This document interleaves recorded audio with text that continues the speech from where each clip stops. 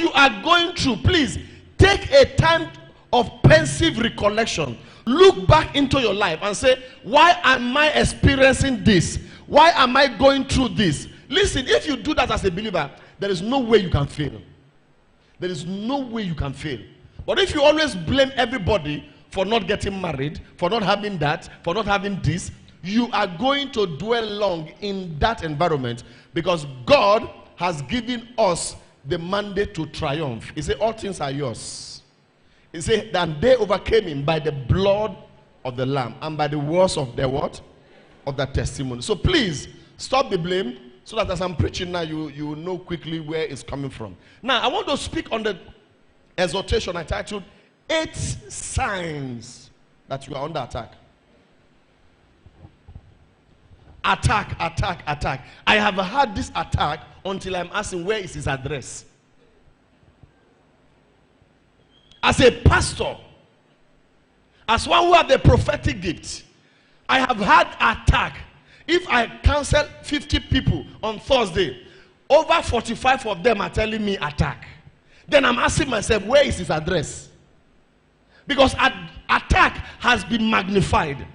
Attack is even higher than God. Until a believer believes that even though he's righteous, they can still attack him. Please, the Bible makes us to understand that he that dwelleth in the secret place of the Most High shall abide under the shadow of the Almighty. He said, I will say of the Lord, he is my what? My refuge. My God, in him will I trust. Therefore, if God is our refuge, nobody can refuse us. So you must know that while you are under attack are certain reasons. And I've said it. There are 3 things. If you were here on Thursday, I gave a little of this message. There are three ways attack can come. Number 1 is not likely. Number 1 is not common, but it happens. Number 1 is if God is attacking you. Let me tell you here. If you are here and you are an enemy of God, brother, sister, I'm sorry. Because there's no way you can run away from God's attack. If God is attacking you, brother, there's no way you can hide. You will die like rebellious Absalom. If God is responsible to deal with you for your rebelliousness, for your wickedness, nobody can deliver you from his hand. God asks, say, who can deliver from my hand? Brother, if the devil is pursuing you, you have a solace in God. If the devil is after your life, you have a refuge in God. But if God is the one that wants to kill you, where will you hide? When God determined to kill Ahab, he had to hold a meeting in heaven by the revelation of Micaiah. He said, and I saw a throne sitting in heaven, and there was a discourse in heaven, and said, who will go and destroy Ahab for me? This is a man God was angry with. Until God had to have a meeting. Of course, we know it's a revelation. God does not meet anybody. He meets himself. He had the meeting with himself. But for the sake of that revelation, we interpret it by that way. God was asking, who will go and destroy Ahab? That means God was determined to destroy him. May God never determine to destroy you. You are not. I say, may God never determine to destroy you. The same prayer I pray for myself. Because if God is your enemy, brother, you cannot survive it. God became Ahab's enemy until Ahab was looking for the prophet to kill. And the prophet met him and he said, you are the one that troubled Israel. The prophet replied, say, you and your father's house. What a boldness. They've squeezed him like they're squeezing shoulder. They will squeeze him and beat him. You cannot. Can you imagine a crime? What is the crime? He's insulting Buhari. I've never seen it in any constitution. But anyway, it's Nigeria. It happens. But the fact is that the man of God stood, but God was still determining who will destroy him. And the Bible says a lying spirit came before God and said, I will go and destroy him. Listen, he never gave a suggestion of, I will go to his house and attack him. No. I will make him poor. No. I will give him typhoid. I will give him HIV. No. The spirit said, I will become a lying spirit in the mouth of his prophet. So your prophet determines whether you go far or you go back. You are not catching this thing. The spirit knows that anytime a prophet is involved, you can be destroyed. He said, I will be a lying spirit. Now, for my suggestion as a normal human being, maybe that time those prophets were prophesying what they were seeing real. But immediately that spirit came, they started talking lies. Because you know why? They are not of God, they must lie. Are you hearing me? Let me tell you, even God can use his true prophet to lie to you. It's deep, but it's true. Because God wants to destroy you. Some people say, yes, it's possible. I know it's slim, it's very slim. The possibility is slim, but it happens. How do I know?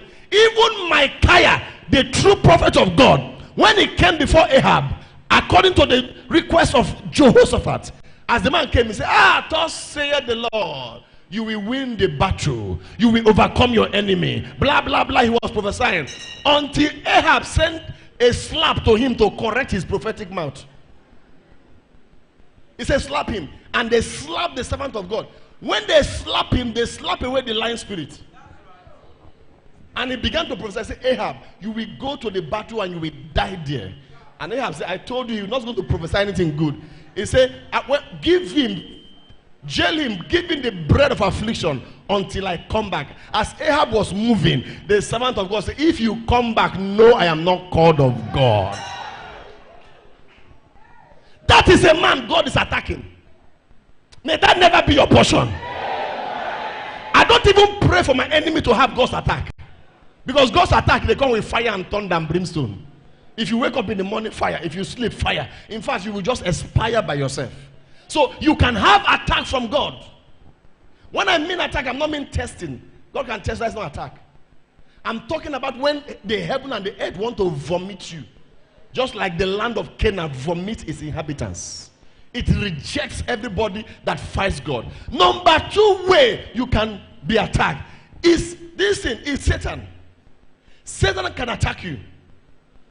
Now, I'm going to tell you why Satan attacks you as I speak. Satan can attack you for obvious reasons, many reasons. And you need to know that if the devil is attacking you, there is one thing the devil respects, which is the finished work of Jesus on Calvary. The devil cannot respect your tongue if it's not glued to the finished work of Christ on Calvary. The devil, you can pray for 6 hours and be tormented for 6 hours. The devil is not afraid of prayer. How many of you know that he is the morning star? He has had all kinds of prayer. When he was in heaven, there were supplications and praise worship going on. The devil is not afraid of your prayer. The devil is only afraid of a righteous man's prayer. For the prayer of a righteous man availeth much.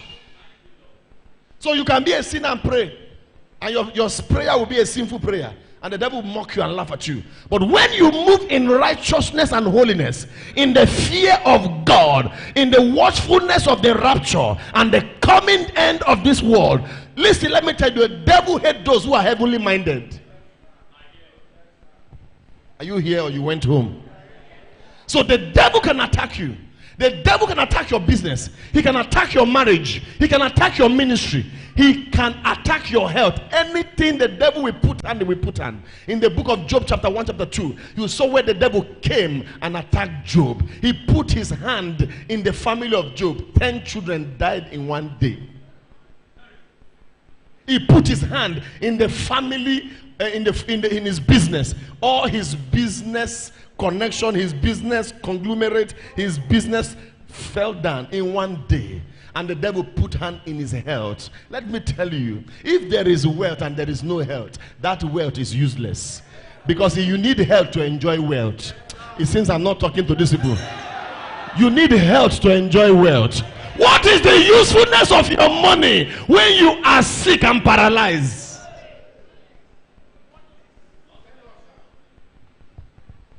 What is the usefulness of the billions in the account if you cannot use it to cure yourself?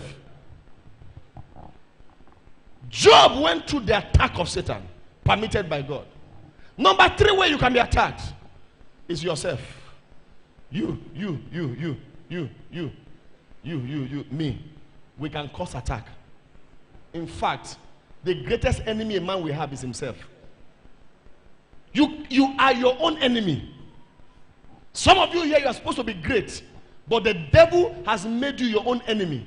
You have made yourself your own enemy. How do I mean? You operate in the spirit of average. When I look at people in the realm of the spirit and I see great stars, but I see that young man, I see that young woman not being able to stand up and fight for the destiny, I see somebody who is lost. You are your own enemy. When I see pastors who are supposed to be in churches preaching to people, all of a sudden they are asking, did God really call me? Did God really call me? Did God really call me? Who are you asking? Am I the one that called you? If God called you, you are supposed to hear it, except you are deaf and dumb. And this thing will confuse them, and the person will spend 10 years, 20 years. One thing with ministry is time. Time and chance happens in ministry. If you lose your time, you can lose your ministry. I saw a man go to Bible school by 70 years, and I asked, brother, Daddy, what do you want to go and do in Bible school? 73, your waist is already gone. How congealed? That's it. How do you move? So ministry has to do with time. May you not miss your time, and may you never be your own enemy. And let me say, someone will say, okay, I'm talking about ministry. Even your business. There are people here we point now. When they were 30, when they were 25, when they were 40, they could move. They can trek from here to Autopass. They can move. If there's no bus, they can trek from here to my 2, and nothing will happen. But let me tell you, when you get to 60, when you get to 65 and 70 years, brother, you cannot trek as fast. When they are praying, I've answered them.